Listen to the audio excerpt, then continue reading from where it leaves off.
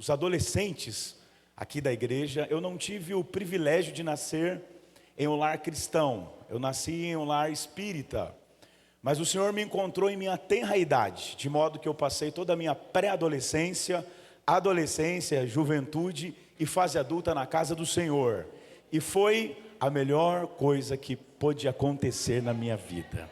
Quero encorajá-los a permanecerem firmes, servindo ao Senhor, com alegria, na vossa juventude, florescendo na casa de Deus, porque certamente Deus tem grandes bênçãos para despejar sobre a vida de vocês.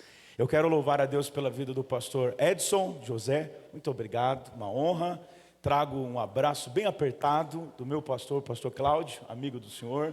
Estendo o braço a todos os obreiros que aqui estão, da nossa igreja no interior de São Paulo, na cidade de Americana. Quero louvar a Deus por toda a coordenação aqui dos adolescentes, na pessoa do nosso querido irmão Will, irmão Magno. Deus abençoe, é uma honra, um prazer poder estar convosco na noite de hoje.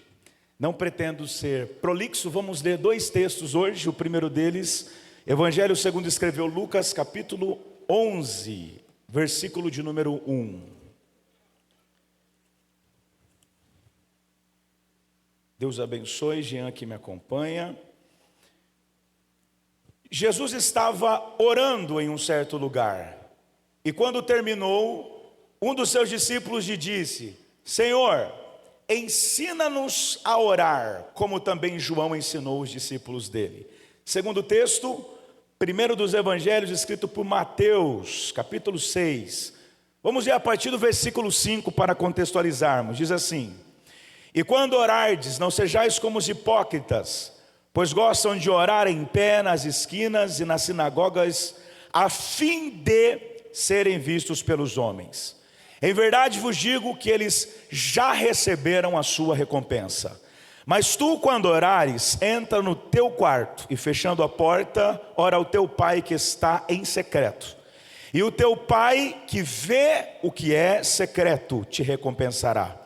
E quando orares, não useis de vãs repetições, a exemplo dos gentios, pois eles pensam que serão ouvidos pelo muito falar. Não vos assemelheis a eles, pois o vosso Pai conhece de que necessitais antes de o pedirdes a Ele. Portanto, orais deste modo: Pai nosso que estais no céu, santificado seja o teu nome. Venha o teu reino, seja feita a tua vontade, assim na terra como no céu.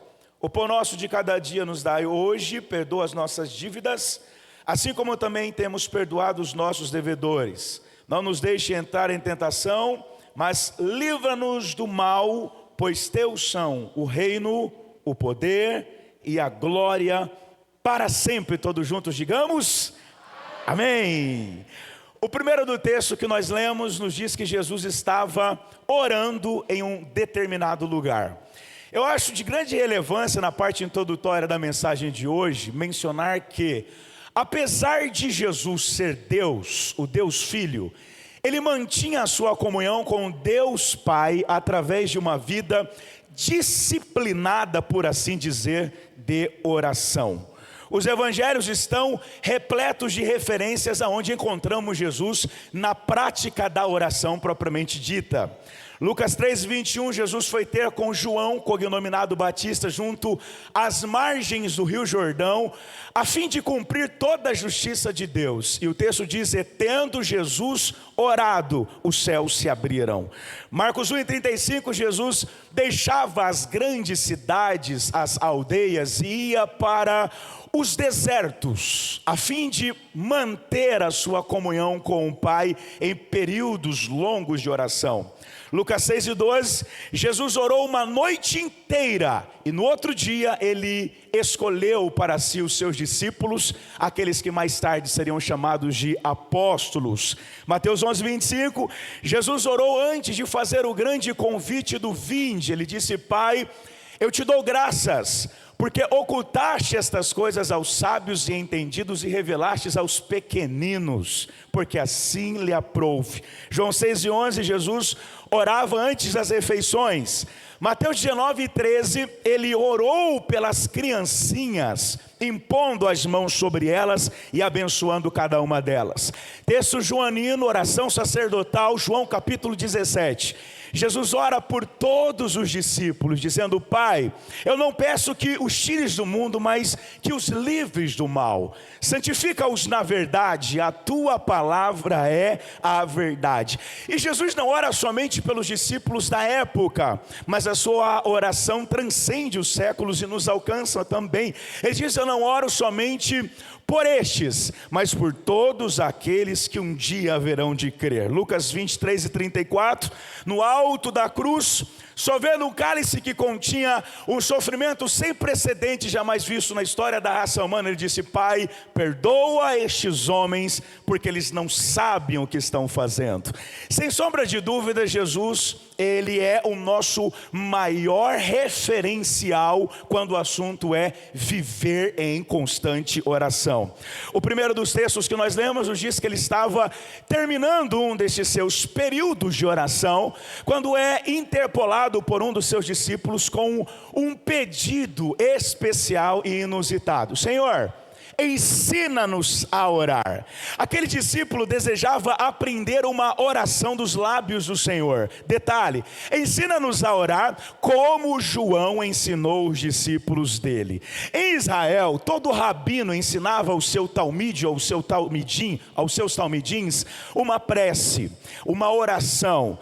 E acredita-se que todo o volume de ensinamento que ao longo dos anos seriam transferidos paulatinamente àquele pequeno aprendiz, estaria sintetizada naquela oração. Então todo mestre em Israel ensinava uma oração aos seus discípulos, e nesta oração, de forma resumida e condensada, estava o peso, a carga de todo o ensino que mais tarde ele iria receber. Daí então, Jesus vai ensinar uma oração aos seus discípulos, e a partir de agora eu quero evocar o segundo texto que nós lemos, o Evangelho segundo escreveu Mateus. Jesus ensina uma oração. Só que interessante é que antes de Jesus ensinar como orar, ele ensina como não orar. E para isso ele vai elencar dois exemplos. Primeiro, Jesus disse: quando vocês forem orar, não sejam como os hipócritas, provavelmente se referindo à aristocracia farisaica intelectual da sua época, os fariseus.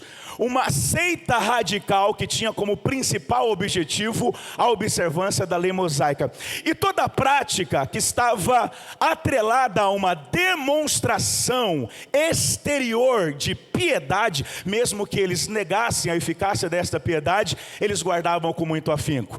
Então Jesus disse: quando vocês forem orar, não sejam como os hipócritas que oram em pé, nas esquinas, nas sinagogas, a fim de serem vistos pelos homens. Atenção, Jesus não está pré-estabelecendo uma posição física para a oração, muito menos reprovando o ato de você orar publicamente. O que Jesus está, na verdade, reprovando é a motivação dos fariseus, que oravam não a fim de desenvolver a sua comunhão com Deus, a sua espiritualidade, mas a fim de promover a sua espiritualidade no que diz respeito a uma demonstração para outras pessoas. Jesus vai ensinar que oração tem mais a ver com o individual, com o particular, com o secreto. Jesus diz o seguinte: olha, quando vocês quiserem orar, entre no vosso quarto, feche a vossa porta e falem em secreto com o vosso Pai Celestial. E o Pai que vem em secreto vos recompensará. É interessante que esta palavra quarto no grego não é quarto dormitório. Esta palavra quarto no grego traz a ideia de um quarto onde ele poderia ser utilizado com três finalidades. Primeiro, era um cômodo da casa onde se guardavam, as famílias guardavam os baús, os tesouros da casa. E isso tem tudo a ver com o nosso particular, com o nosso secreto. Porque é um tesouro, adolescente, nós podemos falar com Deus através da oração. oração. Segundo, era o quartinho da bagunça, onde as famílias ou o pai de família guardava às vezes as suas ferramentas, tudo aquilo que não tinha o seu devido lugar ia para aquele quarto e era o famoso quartinho da bagunça. E o que isso tem a ver com oração? Tem tudo a ver, porque quando você ora publicamente, você pode muito bem se vestir de um personagem, de modo que quem te ouve logo considera a sua espiritualidade a partir das palavras que você profere e verbaliza. Mas lá no quarto, a sós com Deus, no particular, não tem como você usar máscaras, não tem como você ser um personagem. Lá no particular, a sós com Deus, você é você mesmo. E isso tem muito a ver com a oração, porque a oração é se despir de toda a capa, de toda a máscara, é não ter vergonha de apontar para Jesus aquilo que está bagunçado, é deixar o Espírito Santo visitar o quartinho da bagunça da sua existência e colocar as coisas no devido lugar. Aquele quarto também era usado para repartir os pães, uma espécie de quarto que nós temos hoje, dispensa, um quarto de provisão. Isso tem tudo a ver com a oração também, porque independente de você orar aqui na igreja, lavando louças, indo para a escola, ajudando os seus pais, indo ao trabalho, a partir do momento que você estabelece o momento de comunhão através da oração, o secreto com Deus, aquele ambiente se transforma em um quarto de provisão. Jesus disse: olha, quando vocês forem orar, não sejam como os gentios. Ele elenca outro exemplo, e ele diz o seguinte: os gentios oram repetindo sempre as mesmas palavras, porque a compreensão deles é que pelo fato de muito falarem, eles serão ouvidos. Atenção, mais uma vez, Jesus adolescente não está reprovando o fato de você, o ato de você orar de forma alongada, estendida, muito pelo contrário, quanto mais oração, mais poder. O que Jesus está desconstruindo é a ideia de oração como produto de barganha. Os gentios oravam e achavam que pelo fato de orar de forma alongada e sempre repetindo as mesmas palavras, a oração deles iria se revestir de uma dignidade, de modo que Deus os ouviria, não porque Ele tem prazer em ouvir as nossas orações, mas porque eles tinham pagado o preço na oração. Jesus começa a ensinar que oração não tem muito a ver com esta ideia de pagar o preço ou um produto de barganha. Olha, eu orei tantas horas e agora eu exijo que o Senhor faça isso, ou que o Senhor deixe de fazer aquilo, ou que o Senhor faça aquilo outro. Não, Jesus vai ensinar que oração tem a ver com intimidade, com entrega, com secreto.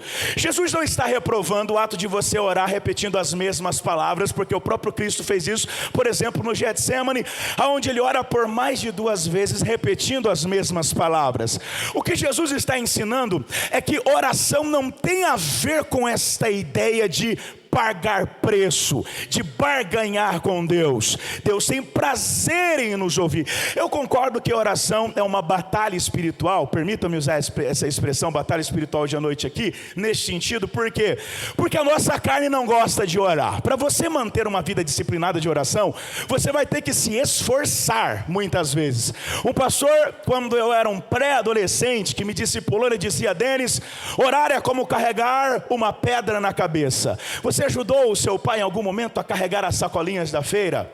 E aí você ficou empolgado porque sentiu que os seus braços eram fortes o bastante para carregar, só que como você estava longe da sua casa, na medida que você caminhou, parece que a sacolinha ia cortar a sua mão, as forças começaram a se esvair, e aquilo que parecia ser leve se torna pesado e desconfortável. Muitas vezes a oração vai se assemelhar a isso, não vai ser confortável, não vai ser fácil você manter um período de oração. Mas eu venho esta noite em nome do Senhor para te encorajar a manter-se firme em oração, a estar diante de Deus em oração e investir, adolescente, na sua vida espiritual a partir da prática da oração. Olha só, muitas vezes você vai orar e você não vai sentir nada, mas não é porque você não está sentindo nada que não esteja acontecendo nada. Nós não caminhamos por aquilo que sentimos, nós caminhamos por aquilo que cremos. Se você orar, Deus pode fazer, Deus pode mudar a situação. situação. Eu vim hoje aqui para te dizer, adolescente, que através da oração, Deus pode mudar qualquer circunstância. Às vezes Ele vai acalmar a tempestade, às vezes Ele vai acalmar o marinheiro, às vezes Ele vai empurrar o marinheiro para dentro do mar e vai te dar resistência para nadar, mas alguma coisa vai acontecer. Tudo pode ser mudado através do poder da oração. Talvez eu estou pregando para alguém aqui hoje à noite que tem orado muitos anos por algo e não aconteceu absolutamente nada a partir de uma visão rasa, e a situação continua a mesma, mas eu quero te convidar a olhar para dentro de você e entender que você não é mais o mesmo, porque Deus resolveu não mudar a situação para mudar você. Deus resolveu não mudar a situação para usá-la a fim de deixar você do tamanho que Ele quer. Continue orando, continue de joelhos dobrados, continue diante do Senhor. Tem vitória na oração, tem avivamento na oração, e a palavra do Senhor para nós esta noite é: vamos buscar ao Senhor de joelhos, vamos buscar ao Senhor em oração, porque Deus quer levantar adolescentes para marcar esta geração, para fazer a diferença. Deus quer se revelar para a sua vida. Aleluia. A rainha da Inglaterra, a certa ocasião, disse: eu tenho mais medo de um crente de joelhos do que dos canhões da Rússia apontados para a Inglaterra, porque ela sabia que, por menor que seja o cristão, pequenas orações alcançam um Deus grande. A oração é a alavanca que move as mãos que sustentam o universo. A oração é a chave que abre a porta da impossibilidade. Você já se esbarrou em algum momento com a porta da impossibilidade? O homem deu a palavra, a situação deu a palavra, o médico deu a palavra, o advogado deu a palavra. Se você orar, Deus pode mudar esta situação. Tudo pode ser mudado através da oração. Jesus então vai ensinar a oração propriamente dita, conhecida como oração modelo, e mais tarde vai se popularizar como a oração do Pai Nosso. Qual que é em geral a estrutura dessa oração? Ela é de extrema importância, ao ponto de alguns pais da igreja dizerem que se todo o evangelho se perdesse, mas esta oração fosse conservada, nós não teríamos sofrido detrimento de nada. Basicamente, ela é composta por uma parte introdutória e 6 petições.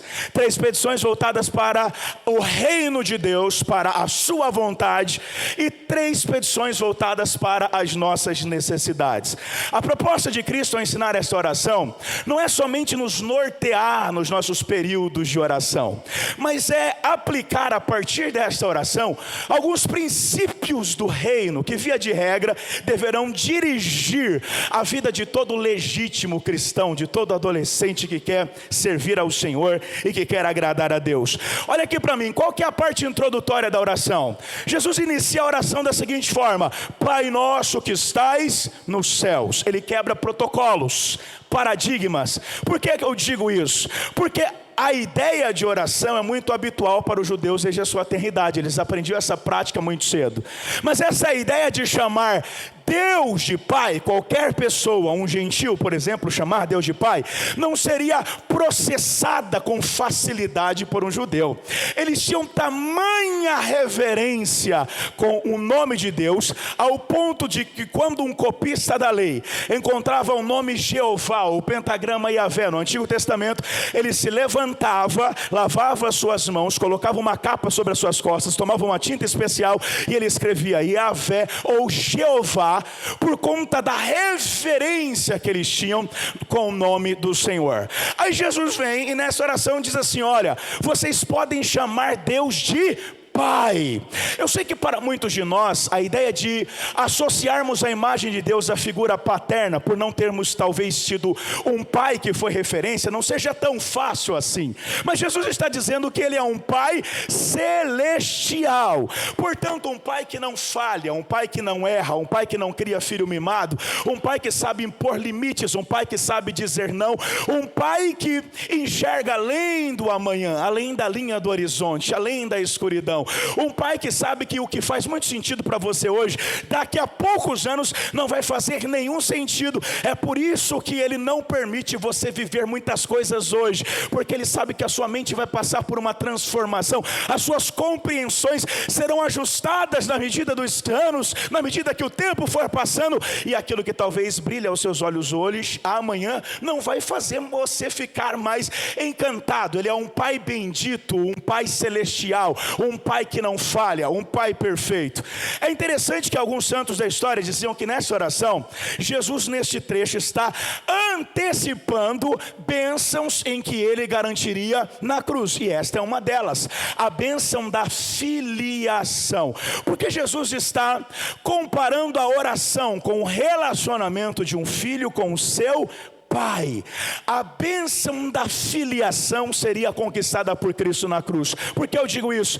Porque Deus não tinha muitos filhos, Deus só tinha um filho, a saber, Jesus Cristo. João 3,16 diz, porque Deus enviou o seu filho, e ele amou o mundo de tal maneira, e ele demonstra esse amor enviando o seu único filho, seu filho unigênito, para que todo aquele que nele crê não pereça, mas tenha a vida eterna. Então olha só, Jesus veio e Jesus era o único Filho de Deus. Aí ele morre, ressuscita e ele se apresenta a Deus em Hebreus capítulo 1. E ele diz, Pai, agora eu não sou mais só o unigênito, agora eu também sou o primogênito. Então olha só, nós não éramos filhos de Deus, nós éramos inimigos de Deus, nós andávamos conforme as nossas inclinações, o curso deste mundo, mas Jesus veio, morreu em nosso lugar, e aquele que era o único Filho de Deus, unigênito, se torna o primogênito, o primeiro de muitos. E João disse assim, olha, ele veio para o que era seu,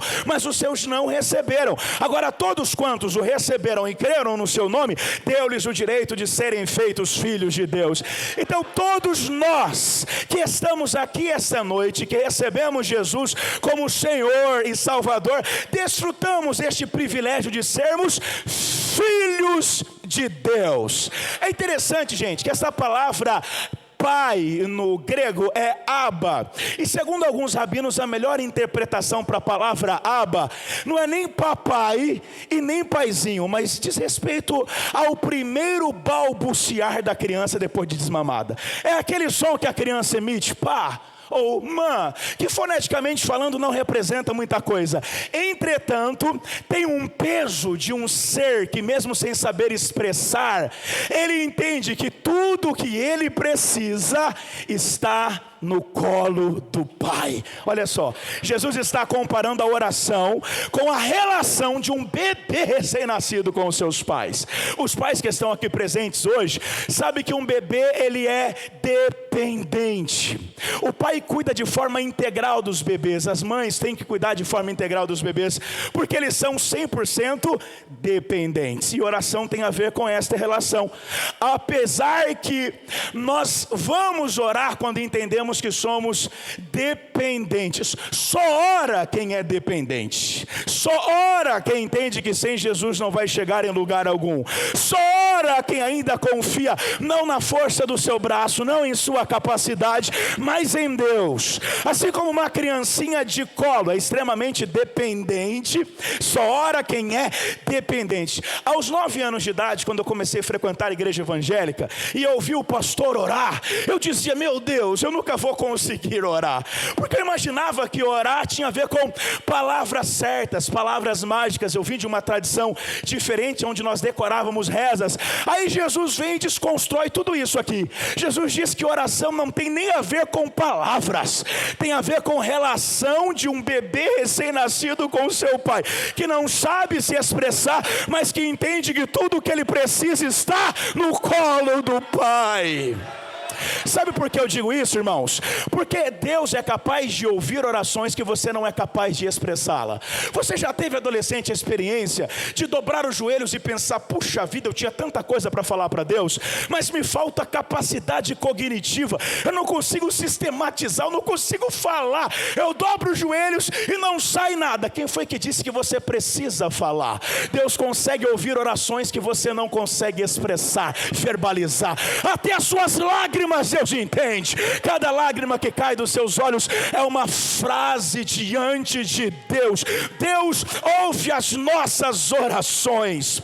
Bendito seja o nome do Senhor. Jesus começa então a elencar as petições propriamente ditas. Primeira petição, Jesus diz assim, Pai nosso que estais nos céus, introduzindo a oração com a verdade bendita de que Deus é o nosso Pai, e que a oração tem mais a ver com a relação de um bebezinho recém-nascido com os seus pais. E ele elenca a primeira petição: santificado seja o teu nome. A primeira petição tem mais a ver com ser do que com receber. Santificado seja o teu nome. Olha só, Deus é santo, esse é um atributo de Deus, isso é indiscutível.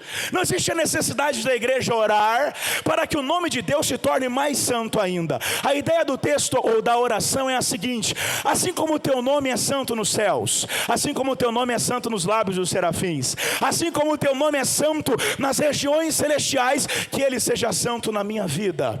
Santificado seja o teu nome na forma com que eu trato os meus pais.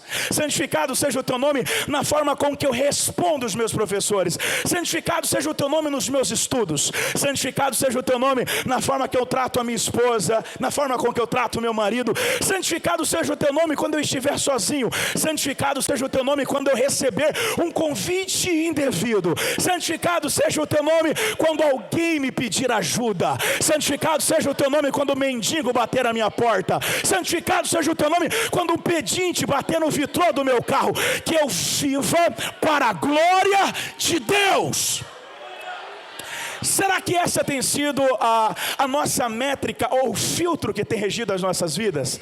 Será que antes de nós reagirmos, será que antes de nós abrirmos a boca, antes de nós tratarmos as pessoas, tomarmos algumas posturas, nós pensamos, o nome de Deus será glorificado com isso?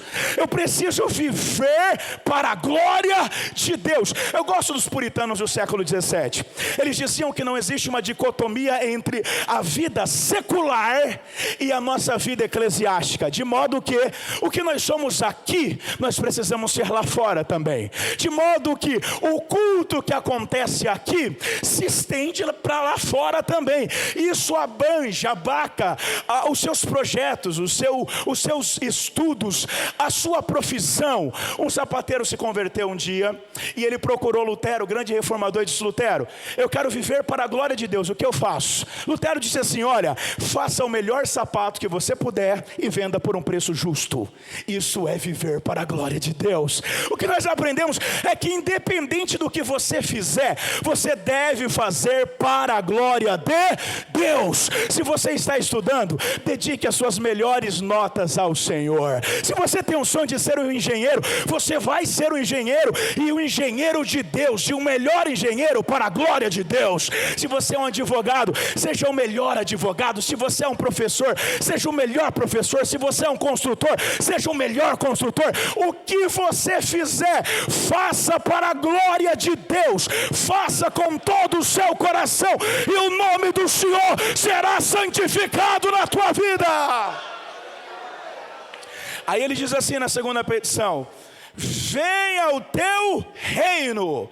Note como uma das tônicas desta oração é a centralidade do reino de Deus na era presente. O termo reino aqui no grego é basileia, não tem a ver com castelo, com grandes muralhas, com coroa, tem a ver com o modo de Deus governar. Lucas 1:33, o anjo, ao anunciar o nascimento de Jesus, a jovem Maria, ele disse: e o seu reino não terá fim. Eu quero dividir este venha ao teu reino em três partes. Primeiro, venha ao teu reino de forma individual. Segundo, venha ao teu reino de forma expansiva. Terceiro, venha ao teu reino de forma plena. Primeiro, venha ao teu reino de forma individual. Olha aqui para mim: seja Senhor da minha vida. Nós não temos dificuldades com Cristo Salvador, mas nós esbarramos em algumas barreiras quando o assunto é o Cristo Senhor. Mas a graça que não te muda não te salva. O Cristo que não é o teu Senhor, não pode ser o teu Salvador. Estamos vivendo um período da destronização do senhorio de Cristo e da entronização do eu. Não temos dificuldade em levantarmos as nossas mãos para receber, mas nos esbarramos em algumas barreiras quando o assunto é obedecer. Mas eu quero te encorajar essa noite a fazer essa oração: venha o teu reino. Há adolescentes aqui que têm coragem de fazer essa oração. Há irmãos e irmãs que querem entrar neste coro comigo essa noite. Diga: Senhor, vem e reine sobre mim, se assente sobre o trono que há em meu coração, governe sobre a minha vontade, governe sobre a minha vida, governe sobre os meus planos, seja o rei da minha história. Venha o teu reino, eu estou me submetendo ao teu senhorio, governe sobre mim. Segundo, venha o teu reino de forma expansiva, que haja uma expansão do reino de Deus. Esta expansão está acontecendo. E adolescentes, o mesmo Deus que usa Moisés com 80, usa Jeremias que ainda é uma criança. Talvez você está pensando que você não tem idade para ser usado por Deus no que diz respeito à expansão deste reino, mas eu me levanto esta noite em nome do Senhor para te dizer: vocês são agentes da expansão do reino de Deus aqui na terra. Deus quer te usar. Onde estão os adolescentes que querem ser usados por Deus? Venha ao teu reino de forma expansiva, que vidas sejam alcançadas, que eu possa orar em favor da expansão do reino, que eu possa contribuir financeiramente a fim da expansão do reino, que a minha família seja alcançada, que os meus amigos sejam alcançados, que os meus colegas, parceiros de trabalho, de escola, de faculdade, de colégio sejam alcançados. Convide alguém para vir ao culto. Deixa Deus te usar. Diga para as pessoas que estão ao seu redor: como é belo servir a Jesus, como é doce ouvir a sua palavra, como é uma bênção estar na presença de Deus. O reino de Deus está se expandindo e você faz parte desta expansão. Terceiro, venha o teu reino de forma plena. Isso aqui tem a ver com a palavra Maranata. Ora vem, Senhor Jesus. Isso aqui tem a ver com o reino perfeito de Cristo. Isso aqui tem a ver com a consciência de que estamos na terra, mas não somos da terra. Você não é daqui. Você é cidadão dos céus. Aqui você é peregrino e forasteiro. Não precisa viver como se fosse passar uma eternidade aqui, porque nós somos o povo que vai deixar esta terra, mas fazemos parte da igreja que será arrebatada. Há adolescentes, há irmãos, há irmãs aqui essa noite que esperam Jesus ainda, que almejam a vinda de Jesus, que almejam o retorno do Senhor. O arrebatamento da igreja não é produto de pregador empolgado, não é doutrina que surgiu na mente de um pastor, é promessa de Jesus. A qualquer momento a trombeta vai tocar e nós vamos ser arrebatados. Levante a sua mão assim bem alto e recebe graça de Deus. Diga: venha o teu reino. Eu quero te ver, Jesus. Eu almejo a tua vinda. Eu almejo o teu retorno.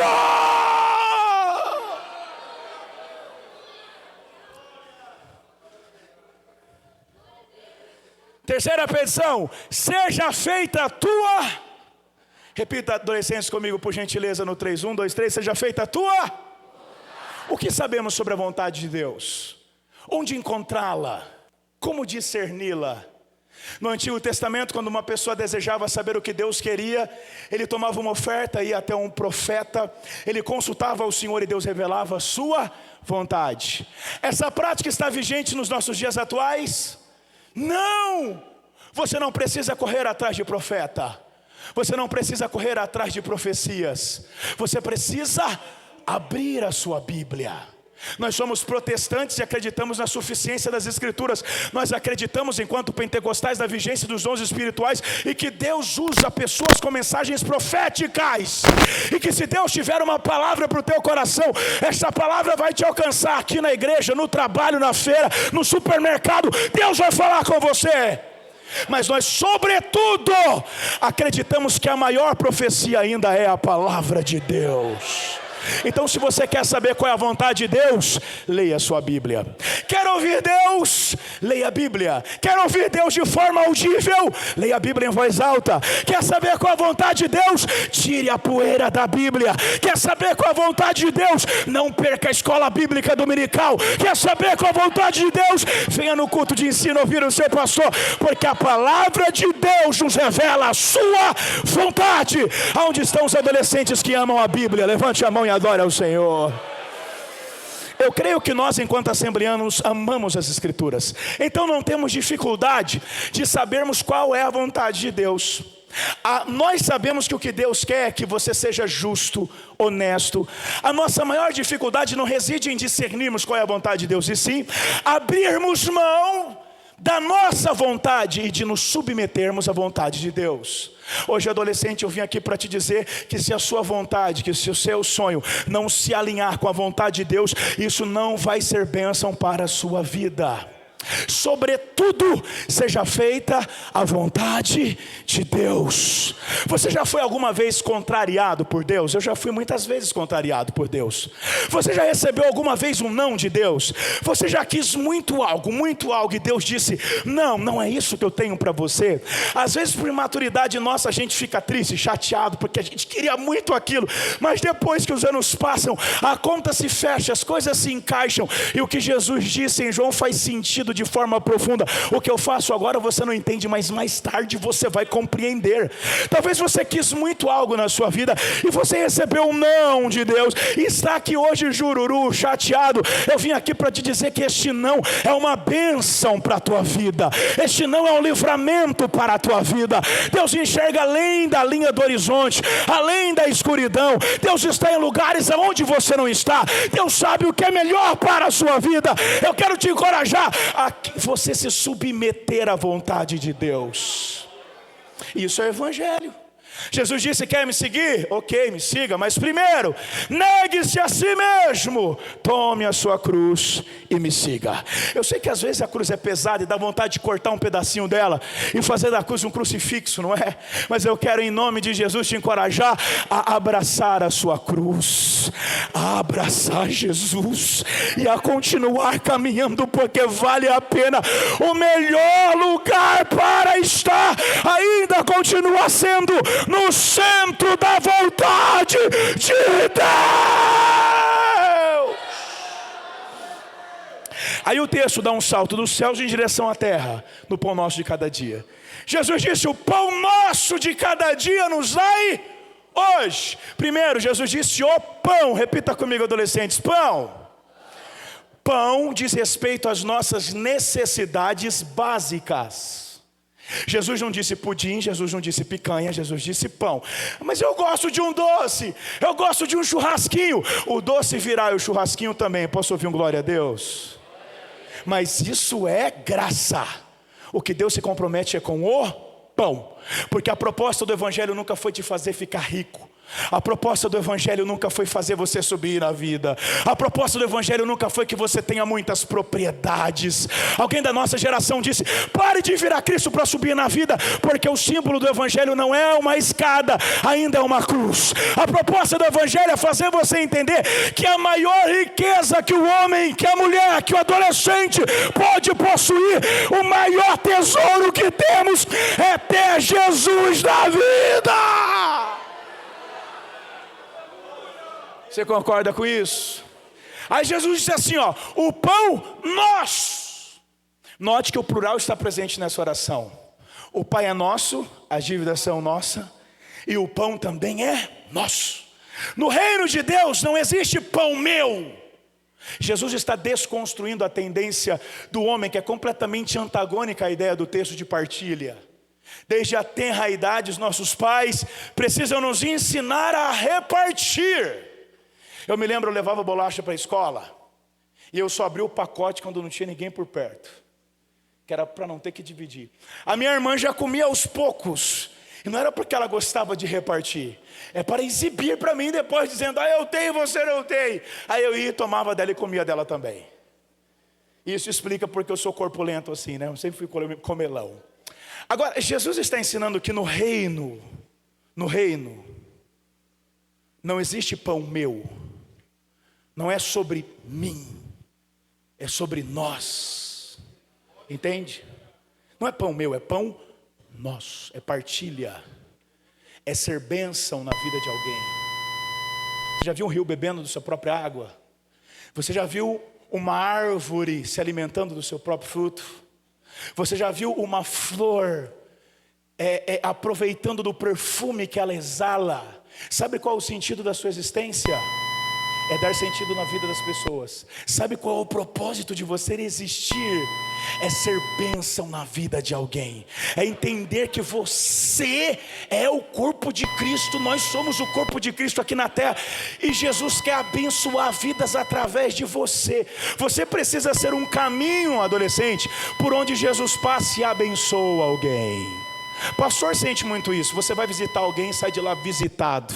Jesus disse: é mais bem-aventurado dar do que receber. Você já teve a experiência de abençoar alguém de alguma forma e ficar tomado de alegria? Já teve de ajudar alguém? Seja em uma ação social, seja com uma cesta básica com alimento, seja de qualquer forma, você ajuda, você abençoa alguém, você é tomado de uma alegria. Isso é a promessa de Cristo. Jesus diz: é mais bem-aventurado dar do que receber. Há uma alegria gloriosa em poder ser bênção na vida de alguém. Eu quero te encorajar hoje, a partir da pregação desta mensagem, a ser bênção na vida de alguém, a escolher alguém para abençoar, para ajudar. Procure saber quem está precisando da sua ajuda. Estenda a mão, partilhe aquilo que Deus lhe confiou, porque isso vai startar uma abundância de Deus sobre a sua vida. Isso não é teologia da prosperidade, mas Jesus disse: dai, se desprendam, não sejam egoístas, não sejam mão de figo, não pense só no acômodo dos seus interesses, abençoem, dai, e vos será dado boa medida, recalcada, sacudida e transbordante. É pão nosso, não é pão meu. Seja bênção na vida de alguém. Partilhe aquilo que Deus tem te confiado. Jesus disse assim, o pão nosso de cada dia nos dai. Um especialista em língua semítica chamado Joaquim Jeremias. O Novo Testamento é escrito em grego, com algumas partes em aramaico. E existiam 3 línguas na época de Jesus. Hebraico, que era a língua dos religiosos. O grego, por conta da proliferação da cultura greco-romana, era a língua universal, como se fosse o inglês de hoje.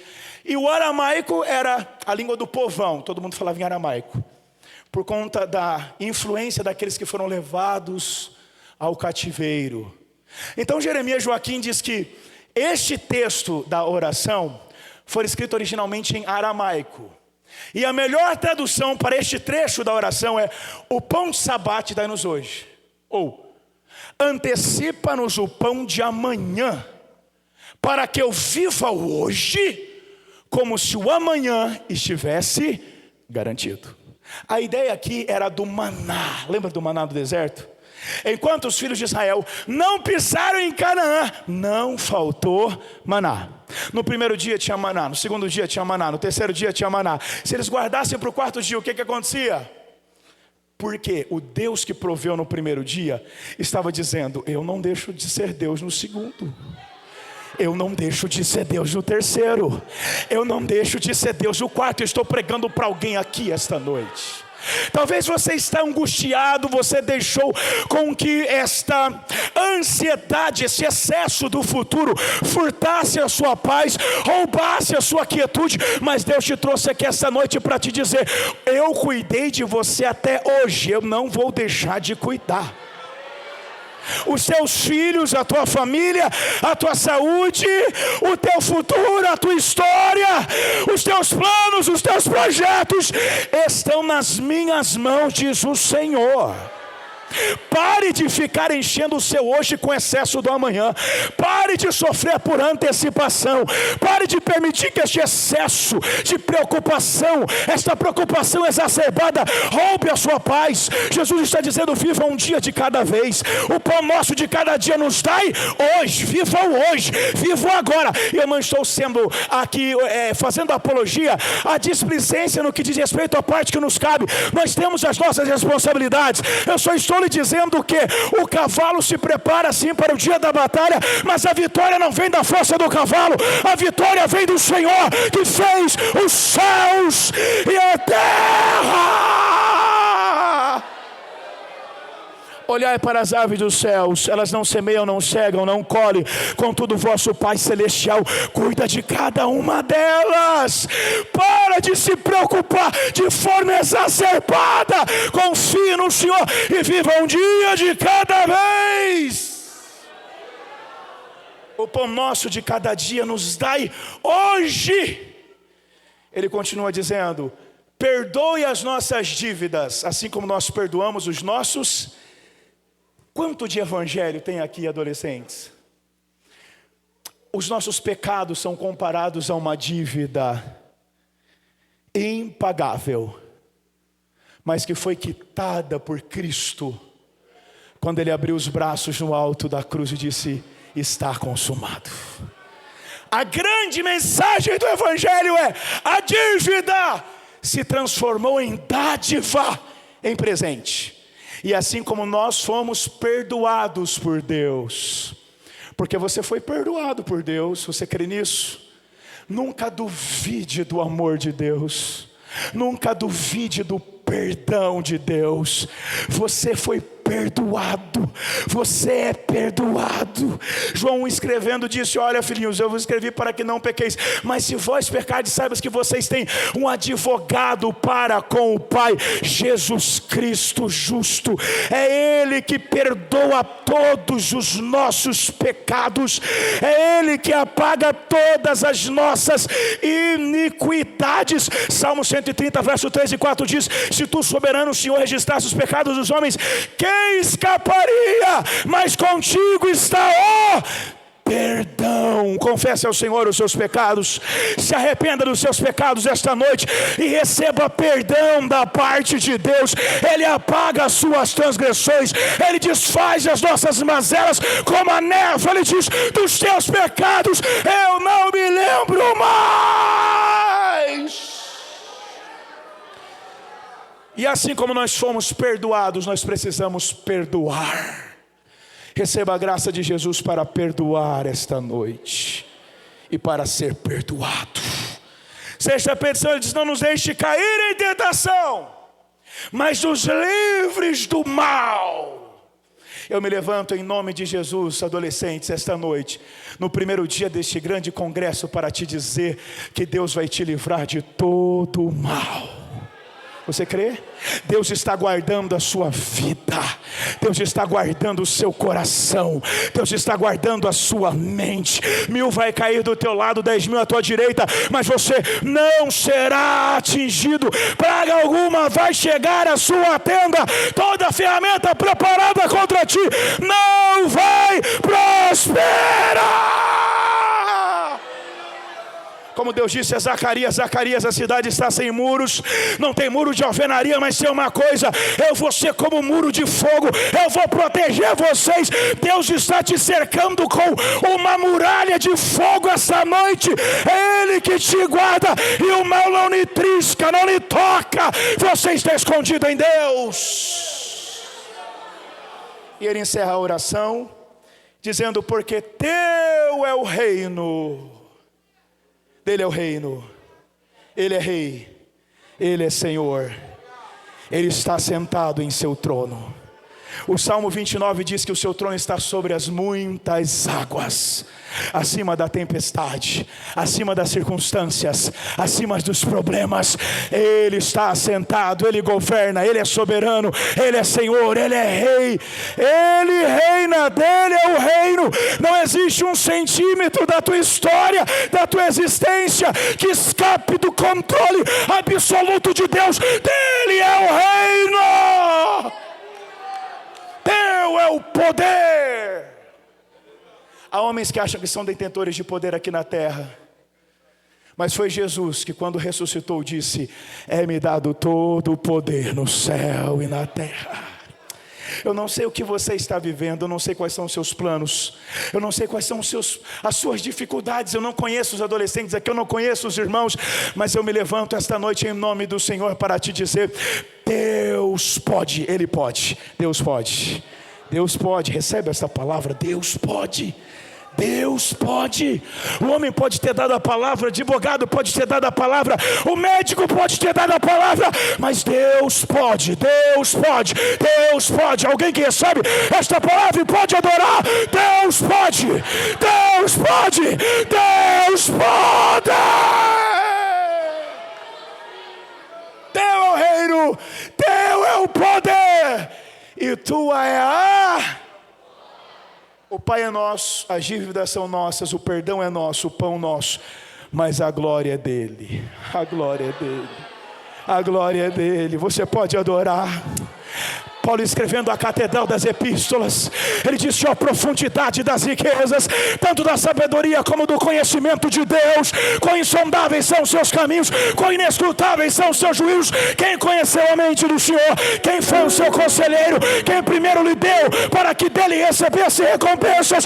Porque dele, por ele e para ele são todas as coisas. Glória, pois, a ele eternamente. Com a permissão do pastor, posso orar? Fiquem em pé em nome de Jesus.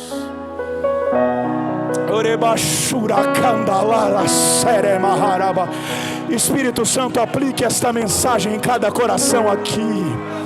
A tua palavra é como água, é como lâmpada, é como luz. Que haja graça, que haja fortalecimento, que haja renovo, que haja transformação. Espírito Santo, toca cada vida aqui agora. Adore ao Senhor por alguns segundos. Eu quero te dar um minuto para você adorar. Nós somos pentecostais, eu quero te convidar a encher esta casa de glória agora.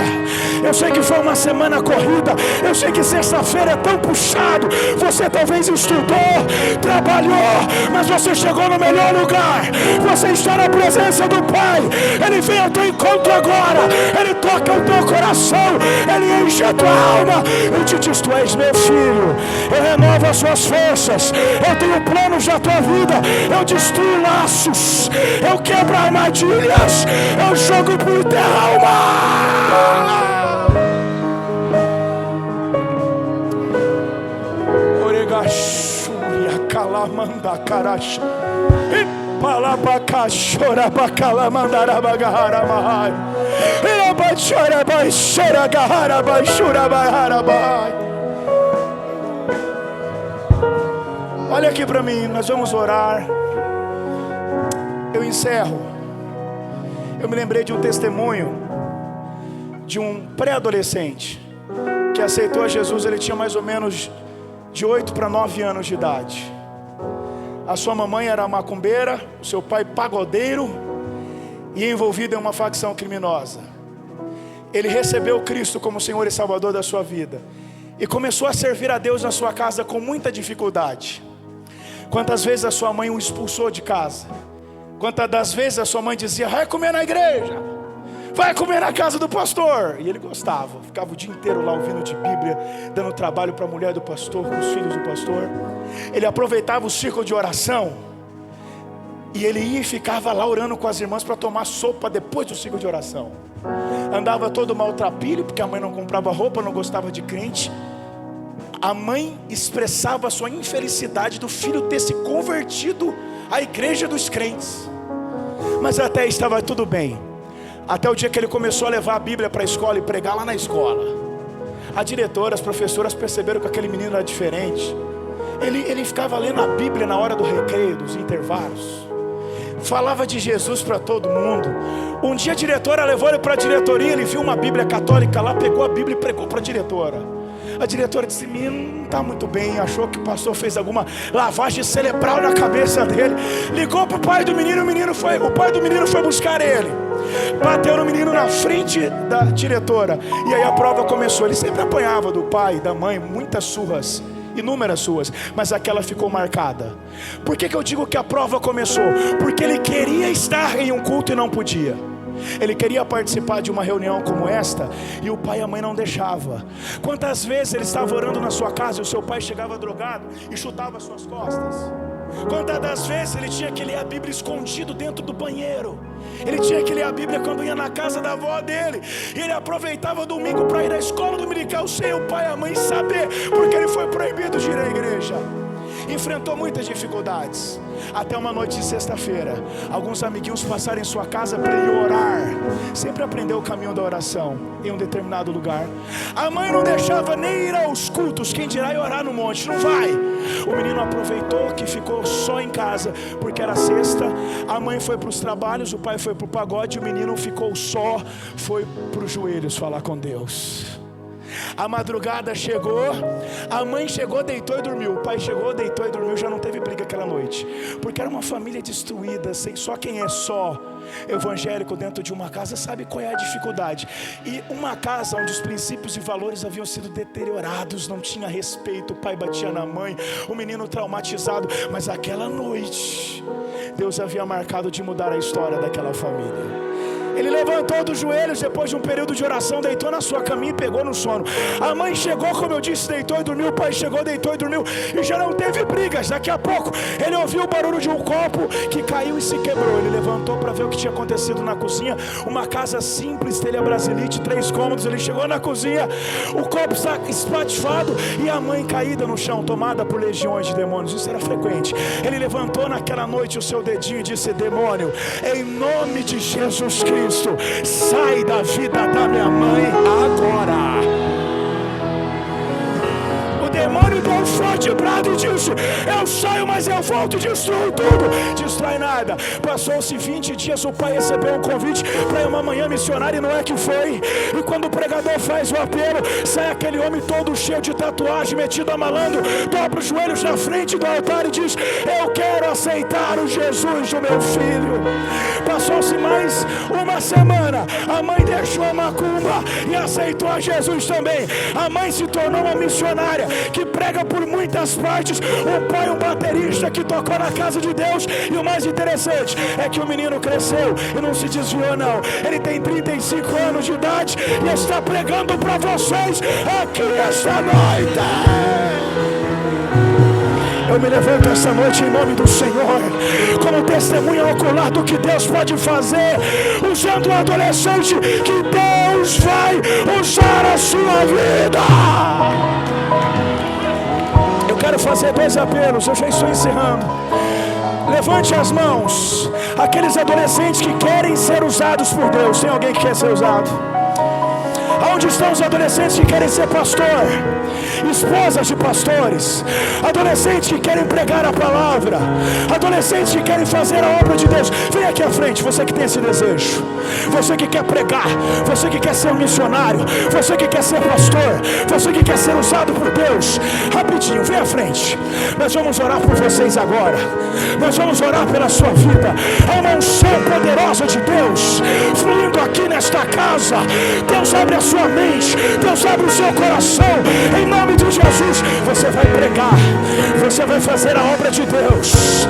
Deus está derramando dons espirituais, Deus está derramando graça sobre a sua vida, Deus está derramando graça sobre a sua vida.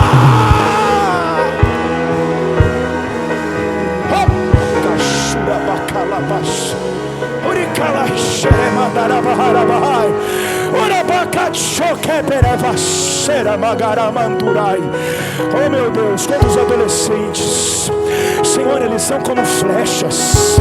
Eu quero pedir ao Senhor que aonde nós não chegamos, oh, que eles cheguem, que eles sejam lançados, que haja um despejar da tua unção. Derrama dons espirituais, Jesus. Derrama graça, Jesus. Derrama poder do Espírito, Jesus. Derrama poder do alto, Jesus. Batiza com o Espírito Santo essa noite. Batiza com o Espírito Santo essa noite. Você que não é batizado com o Espírito Santo, adore agora e receba dons de Deus. Seja batizado, seja renovado, seja cheio da glória de Deus.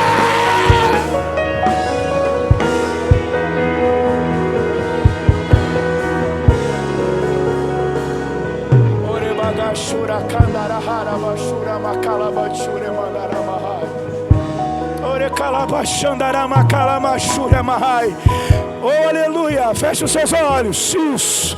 Recebe graça onde você está. Recebe poder de Deus. Recebe alegria dos céus. Recebe virtude de Deus. Recebe dons espirituais da parte do Senhor. Isso. Em nome de Jesus. Em nome de Jesus. Em nome de Jesus. Que a tua mão esteja estendida, Senhor, para abençoar. Que a tua mão esteja estendida, Senhor, para curar. Que a tua mão esteja estendida, Senhor, para renovar. Que haja renovação. Que haja graça. Que haja dons espirituais. Receba a graça de Deus. Receba dons espirituais. Receba a virtude do Espírito. Aleluia. Eu quero perguntar se tem alguém aqui esta noite que quer aceitar Jesus. Tem alguém aqui esta noite que ainda não recebeu Cristo como Senhor e Salvador e quer se decidir por Jesus hoje? É só você levantar uma das suas mãos e nós vamos orar por você também. Tem alguém? Tem alguém que está afastado dos caminhos do Senhor e que quer voltar para Jesus hoje? Aonde está você? Nós estamos te esperando por alguns instantes. Não é nem por força e nem por violência, mas pelo meu Espírito, diz o Senhor. Aonde está alguém? Tem alguém?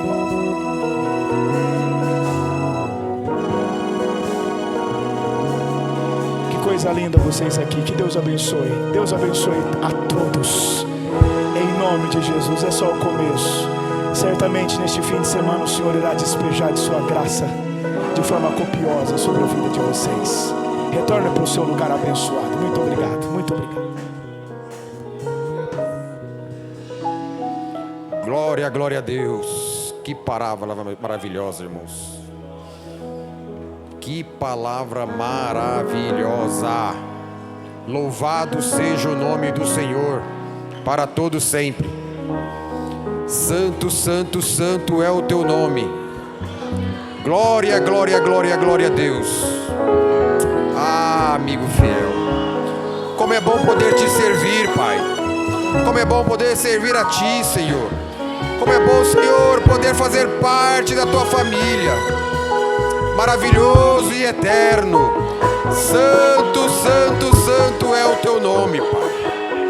Glória seja dado a Ti, Rei dos reis, Senhor dos senhores, digno de toda a honra e todo louvor. Oh, amigo fiel, santo, santo, santo para sempre. Glória, glória a Deus. Alabachuri de canta, alabatermiandas, chi de canta, laias. Glória, glória, glória, glória seja dado a Deus. Aleluias. Irmãos, é só uma vírgula. Amanhã tem mais. Eu tenho certeza que o Senhor vai continuar fazendo milagres em nossas vidas. Antes da... Rubilene, prepara para louvar o Senhor com o hino. Isso. Amém? E logo em seguida o creio também vai estar louvando o Senhor com o hino. Amém? Glória a Deus.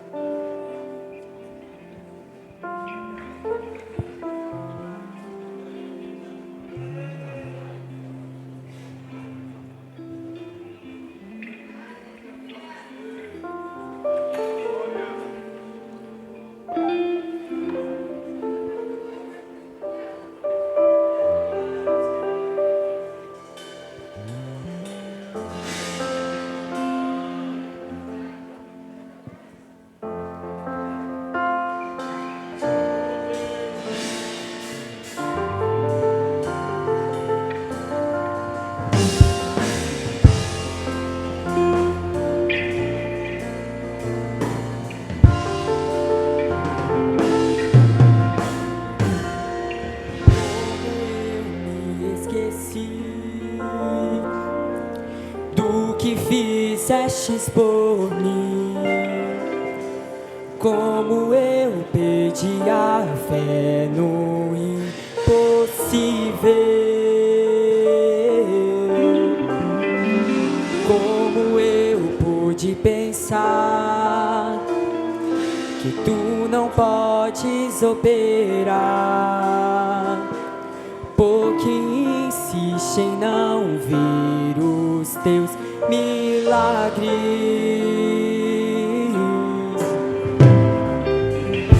Tu és poderoso.